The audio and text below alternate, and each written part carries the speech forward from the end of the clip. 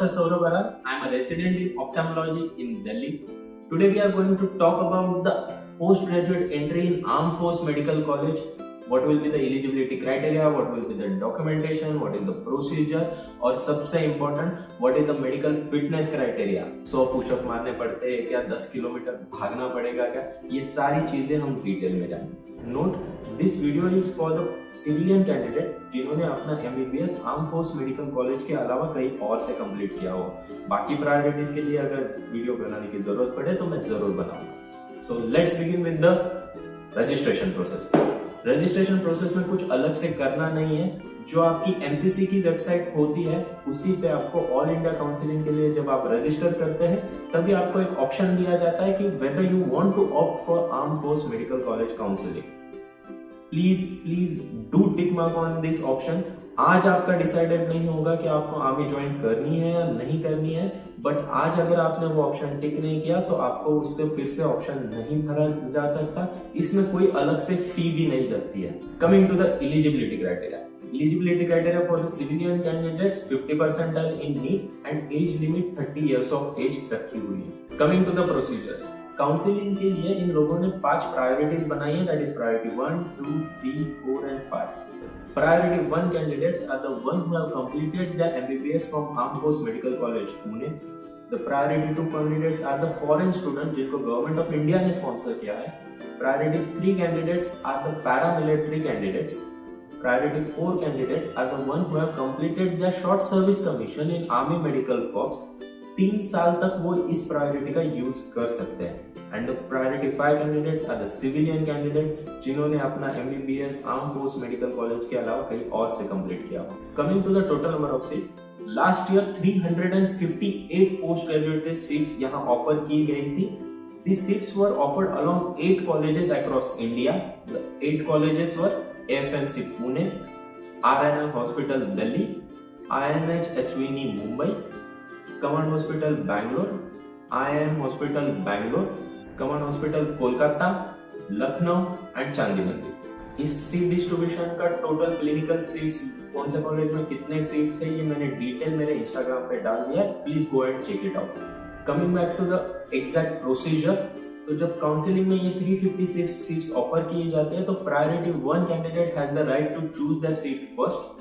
उनकी counselling complete होने के बाद जो भी सीट्स बचेंगे वो प्रायोरिटी 2 कैंडिडेट्स के लिए दी जाएंगी. प्रायोरिटी 2 कैंडिडेट से जो बच जाएंगी that would be forward on to priority 3, then 4 and then 5. तो आपका सवाल होगा कि कोई सीट बचती है, क्लिनिकल सीट्स होते हैं. जी हाँ, जरूर सीट्स होते हैं. Last to last year it were 53 seats were available. Last year 71 seats were available for the priority 5 candidates and mind it, clinical seats available थी. 17 seats of surgery were available, 9 seats of ENT were available, 4 और 5 seats of ophthalmology were available.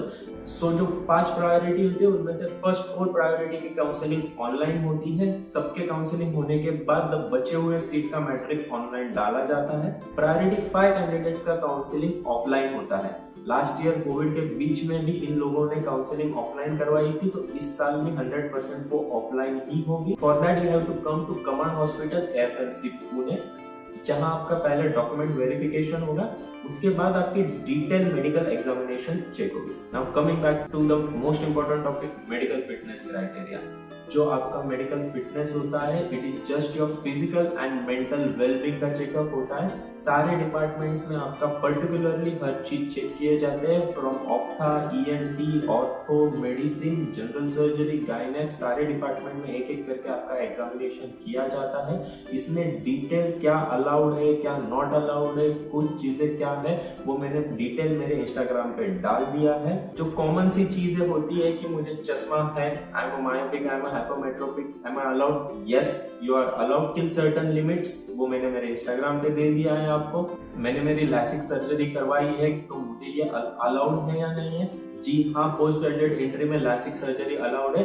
NDA वाले entry में lasik surgery allowed नहीं है. What are the height and weight criteria, उसका detail chart आता है वो मैंने डाल दिया है इंस्टाग्राम पे. मेरी रिसेंटली सर्जरी हुई है तो ऑन पेपर सर्जरी में लैप्रोस्कोपिक अगर सर्जरी है तो 12 वीक्स के बाद आप फिट हो हो और ओपन सर्जरी हुई है तो 12 मंथ्स का क्राइटेरिया, बट पर्सनल एक्सपीरियंस से बता रहा हूँ कि आप प्लीज आपकी ऐसी कोई सर्जरी हो तो भी काउंसलिंग अटेंड कर लीजिए। वहां पे जो फिजिशियन आपको एग्जामिन करेगा, ultimately it will be his decision whether to make you fit or not.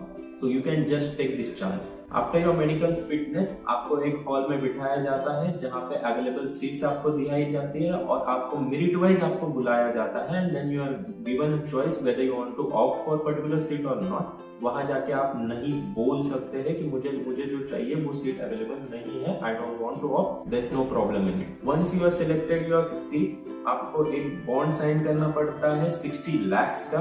कोई 60 लाख आपको जमा नहीं करने, 100 पेपर के स्टैम्प पेपर को आपसे सिर्फ लिखवा लेते हैं। 5 years शॉर्ट सर्विस कमीशन आपको ऑफर किए जाते हैं। So total 3 years of your post graduation and 5 years of your short service commission.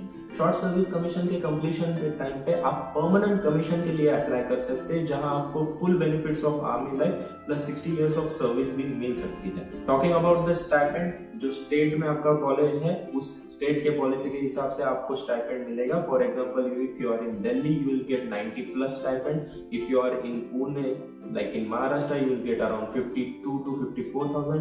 Talking about a main thing, accommodation यहाँ प्रोवाइड नहीं किया जाएगा। आपके अकोमोडेशन की जिम्मेदारी आपकी खुद की होगी, but I don't think so that is a big problem because all your colleagues, all your post students will be looking for an accommodation outside, तो उसमें ज्यादा कुछ प्रॉब्लम नहीं होनी चाहिए। सबसे इंपॉर्टेंट बात, एक बार आपने सीट सिलेक्ट कर ली, आपके ओरिजिनल डॉक्यूमेंट्स सबमिट हो जाते हैं, आप उससे बैकआउट नहीं कर सकते। आपको कहीं और एडमिशन हो गया, डीएनबी में सीट आ गई, ऑल इंडिया काउंसिलिंग से सीट आ गई, आप दूसरा कोई सीट सिलेक्ट नहीं कर सकते हैं। इसमें काफी हेवी फाइन लग सकता है।